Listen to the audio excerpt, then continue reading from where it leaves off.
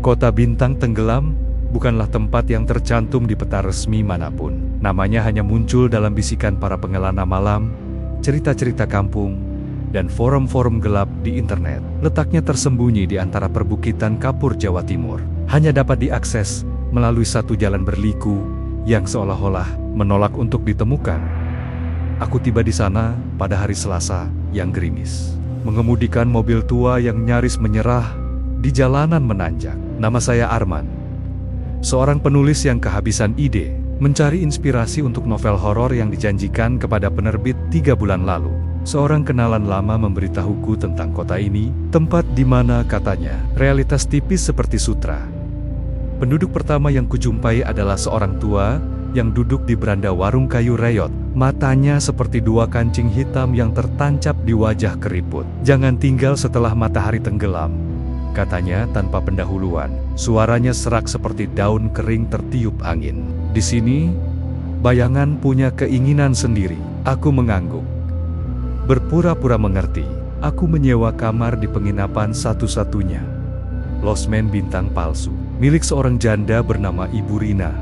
Wajahnya ramah, tapi matanya selalu melirik ke jendela, seakan memastikan sesuatu tidak mendekat. "Jangan buka jendela malam ini," pesannya saat menyerahkan kunci. Bulan sedang tidak ramah. Malam pertama, aku melanggar aturan itu. Rasa penasaran menggerogotiku. Dari jendela kamar di lantai 2, aku mengamati kota yang sunyi. Terlalu sunyi. Tidak ada suara jangkrik, katak, atau angin. Lalu aku melihatnya.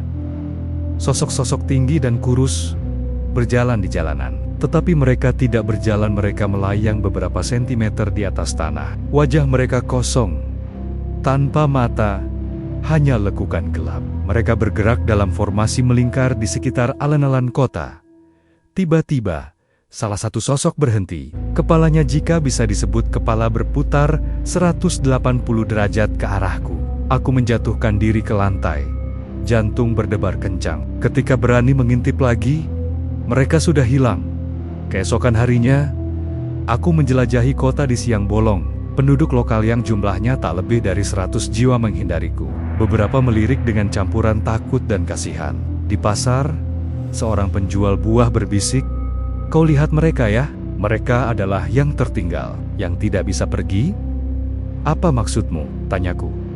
Dulu, bintang tenggelam adalah kota biasa, hingga peristiwa cahaya 20 tahun lalu.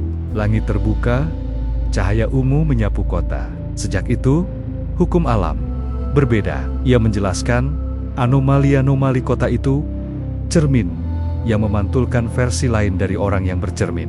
Bayangan yang bergerak tak sesuai dengan pemiliknya. Suara bisikan dari sumur tua yang memperingatkan bahaya yang belum terjadi.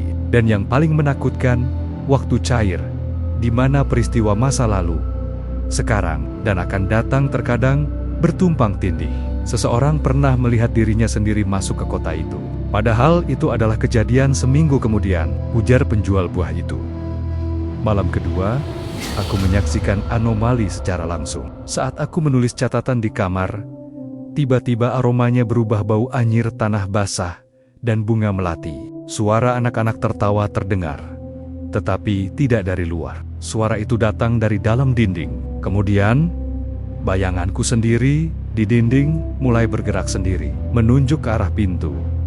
Ketika aku membuka pintu, koridor losmen memanjang tak berujung, sesuatu yang mustahil karena bangunannya kecil. Di ujung koridor yang gelap, sosok dengan punggung menghadapku perlahan menoleh.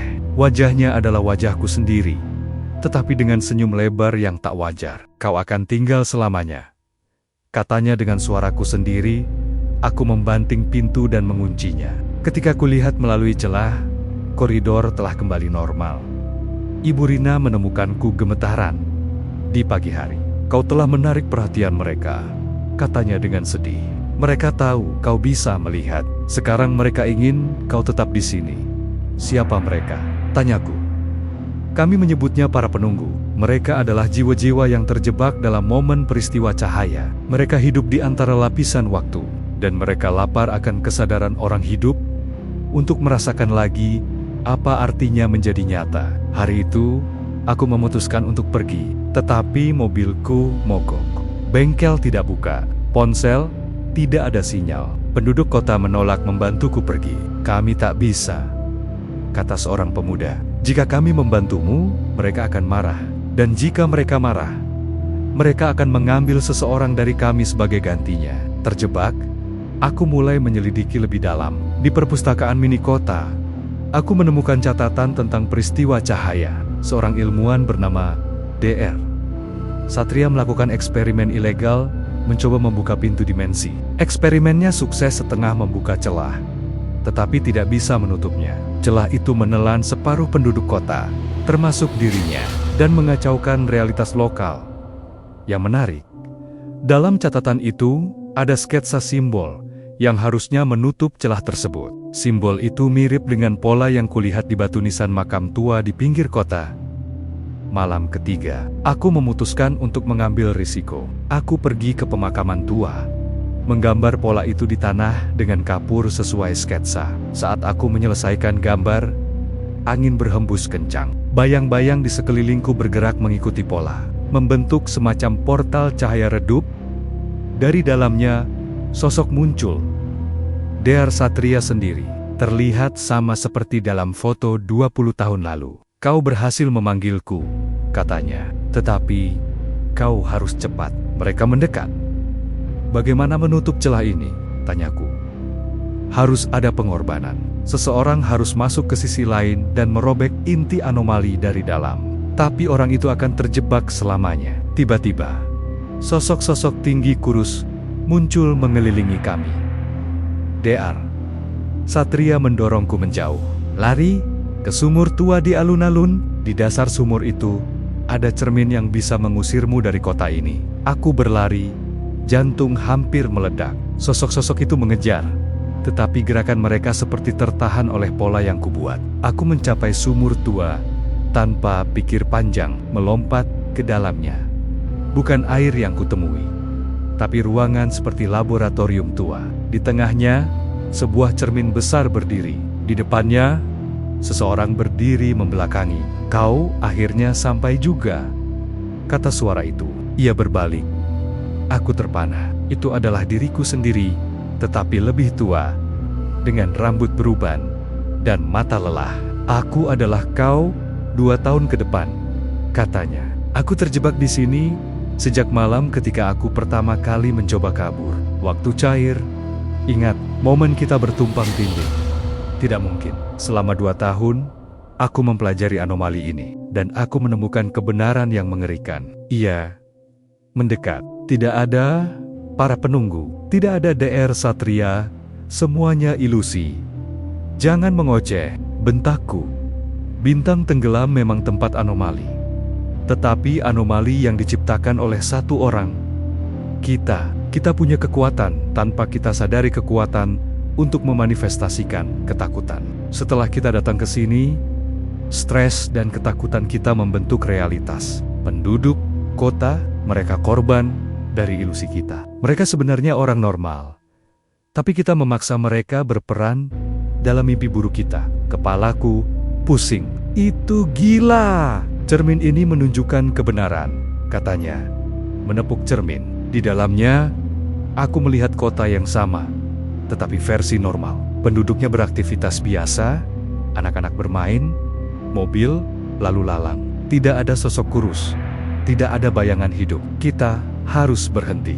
Kita harus melepaskan ketakutan kita. Kalau tidak, kita akan menghancurkan kota nyata ini dengan teror kita sendiri. Dari atas, suara tangisan Ibu Rina terdengar. Tolong, suamiku. Dia tidak bisa bangun. Apa yang kau lakukan? Orang yang mengaku sebagai diriku yang masa depan itu tersenyum getir. Lihat, kekuatan kita sudah mulai melukai mereka. Kita harus pergi, Arman. Kita harus pergi sekarang dan melupakan tempat ini selamanya. Bagaimana caranya? Dengan menerima bahwa ini semua berasal dari kita, dengan memaafkan diri sendiri. Aku menarik napas, menutup mata, mencoba melepaskan semua ketakutan. Ketika aku buka mata, ruangan laboratorium sudah hilang. Aku berdiri di sumur kosong yang dangkal. Di atas, wajah-wajah penduduk kota tampak khawatir. Maaf, bisikku. Aku akan pergi. Mobilku tiba-tiba bisa dihidupkan. Aku meninggalkan bintang tenggelam dengan perasaan campur aduk. Dalam kaca spion, kota itu tampak normal, tenang. 3 bulan kemudian, novel hororku menjadi bestseller. Aku berhasil memenuhi deadline. Terkadang, aku masih bermimpi tentang bintang tenggelam. Tapi aku meyakinkan diri itu hanya imajinasi.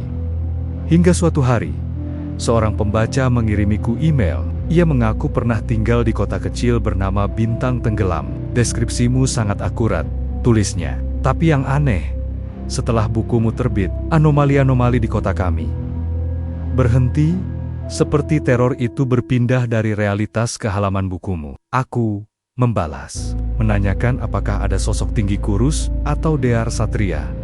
Jawabannya membuat darahku membeku. Tidak ada, tapi ada yang lain. Selama 2 tahun terakhir, penduduk kami sering melihat penampakan seseorang yang mirip dengan fotomu di sampul buku. Mereka bilang, orang itu berkeliaran di malam hari. Terus mengulang-ulang. Aku harus menyadarkannya. Aku menatap layar, tubuhku gemetar. Lalu aku berbalik melihat ke cermin di belakangku. Di dalam cermin, bayanganku tersenyum-senyum lebar, yang tidak kuperintahkan dan mengangguk pelan.